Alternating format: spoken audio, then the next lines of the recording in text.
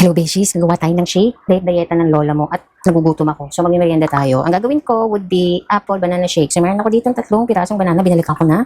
And isang buong apple to. Binalikan ko rin. Yan. Binalikan ko rin siya. And then, ang gagawin ko lang is, since diet tayo, kunyari, lagyan ko lang siya ng isang Yakult. Parang ito na yung pinaka-sugar niya. And then, of course, ice.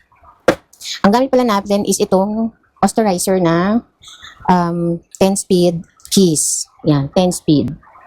Yan, Oster ang brand niya, Osterizer. Actually, matagal na itong brand na to eh. Bata pa ako, ganito na yung ginagamit namin na blender eh. Okay, so let's start. No? Yan. So, yan. Ako lang chop ko lang na maliliit yung saging. Kinamay ko na lang. Ako lang naman ang magkukonsume nito. Kamay-kamay na lang. And then, kuhain ko ng maliliit yung apple. Kuhain ko siya ng maliliit para hindi mahirapan yung blender. Mag-blend niya ng maayos. So, yan. Chop ko lang siya.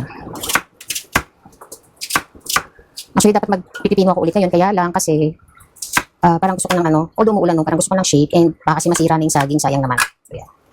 Yan. So, isang apple yan, 3 banana, and then lalagyan ko lang to ng Yakult.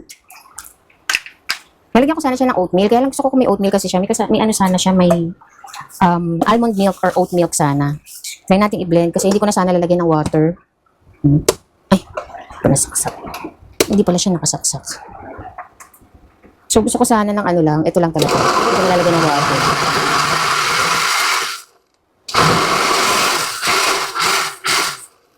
Parang hindi na tayo. Yan.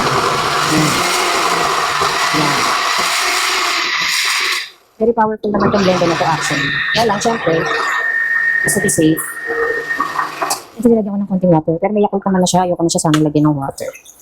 Bigyan ko lang siya ng ice. Hindi na kasi kami nag-ice. May ice maker ako actually. Kaya lang hindi ko siya binuksan kanina. So, ginamit ko na lang itong biniling ice. Minsan may medyo kasi siya sa kuryente. Malakas kumonsumo para ka na rin naka-freezer kapag may ice maker ka.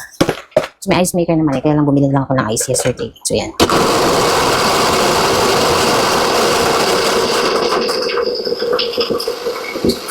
Yan, diba? Nice din.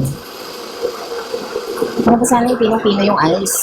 Yung talagang smoky. Smooth talaga siya. Ito natin kasi. Yan.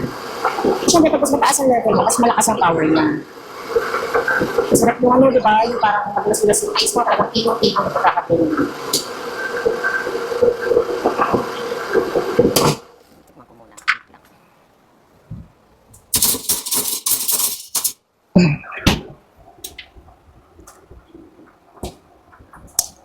May konti siyang asin.